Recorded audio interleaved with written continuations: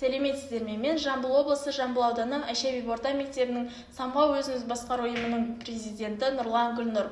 Сөзімді бастамас бұрын экс-министр Асхат Аймағамбетовтың егер мектепте бала бақытты болатын болса, онда қоғам да басқаша болар еді. Соған байланысты балаға жағдай жасауымыз керек деген сөзімен бастағым келіп тұр.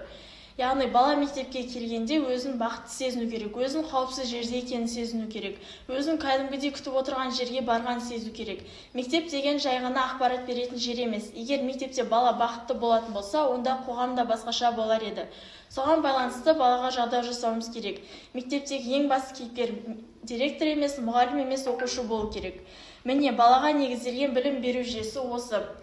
Өйткені ең басты біз кімді тәрбиелеп жатырмыз? Болашақ Қазақстанның азаматтарын тәрбиелеп жатырмыз. Сондықтан мұғалім баланы жақсы көріп, оған тиісті жағдайын жасап, басынан сипап жылы сөздер айтса, балада басқаша болады. Осы орайда жобамды бастасам, бүгінгі жобамыздың тақырыбы «Бақытқа құштар мектеп» атты жобамды бастаймын. Бұл жоба негізі апта күндерін ұтымды ұйымдастыруға негізделген. Біз өз фракция мүшелерімен бірге отырып, апта күндерін ұтымды ұйымдастыруға жұмыс жасаймыз. Және бұл жобамның жетекшісі Еламанова Рахат Пернебекқызы. Бұл жобамның мақсаты психологиялық жайлылық атмосферасын құру және бәсекеге қабілетті шығармашыл білімді тұлға қалыптастыру, баланың жеке тұлғасының дамуына жағдай жасау және мектеп ата-ана оқушы арасындағы қарым-қатынасты нығайту. Бізде бір аптаның күніне, әр күніне өз жоспар берілген. Біріншісі бізде дүйсенбі күні, бұл күні бізде патриоттық күн болады. Сейсенбі ақпараттық күн, сәрсенбі поэзия күні, бейсенбі шығармашылық күн, жұма адалдық күні. Дүйсенбі бізде патриоттық күн. Бұл күнді құқық және тәртіп фракциясы жұмыс атқарады. Бұл күні таңертең Қазақстан Республикасының мемлекеттік гимні орындалады.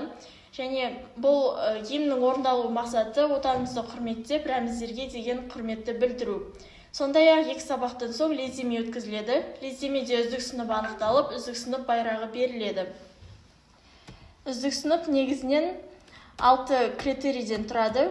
Біріншісі білім алушылардың сабаққа қатысуы, білім алушылардың тазалығы мен сынып бөлмесінің тазалығы, сынып белсенділігі және мектеп формасының сақталуы қаралады, және білім кезет жүйесінің пайдалануы және кітапханамен байланыс жүйесі тексерілетін болады. Сейсенбі бізде ақпараттық күн. Бұл күнді бізде ақпарат фракциясы жұмыс жасайды. Мектебімізде Айша Бибі FM мектеп радиосы жұмыс жасайды.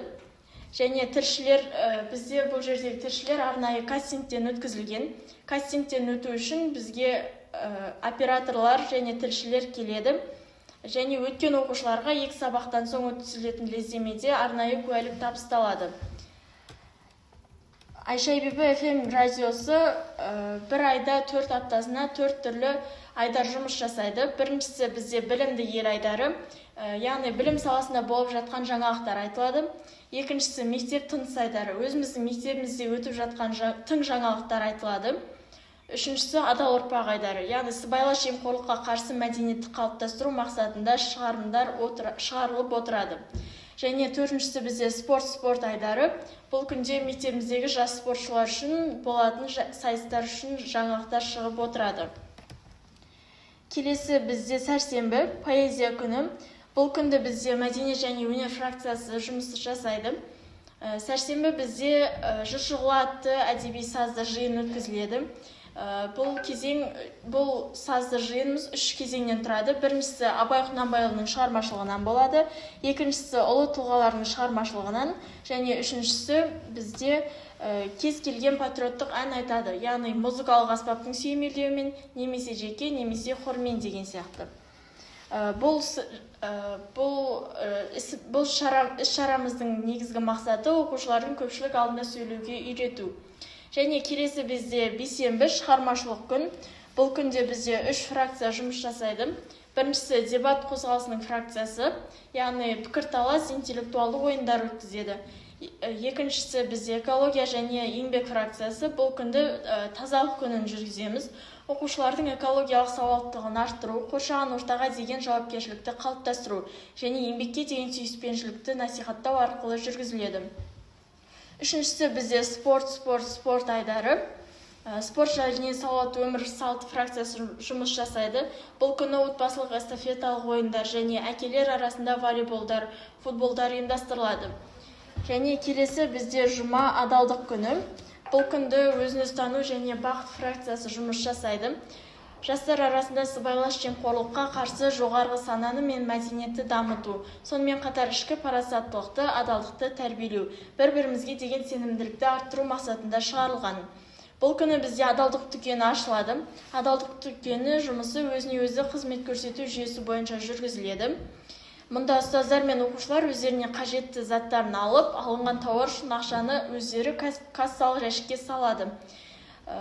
Яғни есеп айырылысады. Сонда дүкенде сатушы жоқ, заттарды сатып алушылар өздеріне өздері қызмет жасайды. Мұндай дүкенді енгізу жастардың моральдық қасиеттерін дарытуға негізделген. Бұл жоба нәтижесінде біз оқушылар өзін-өзі тануға ұмтылады және белсенділіктері артады. Ата-ана мен жүйеде байланыс орнап, мектеп ата-ана арасындағы байланысты нығаяды. Оқушылардың ой-өрісі кеңінен жан-жақты тұлға қалыптасады.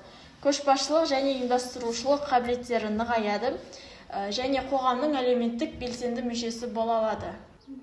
Ақыл, қайрат, жүректі бірдей ұста. Сонда толық боласың елден бөлек деп Ұлы Абай айтпақшы. Ақыл, қайрат, жүректі бірдей ұстап, бақытты бала бола аламыз.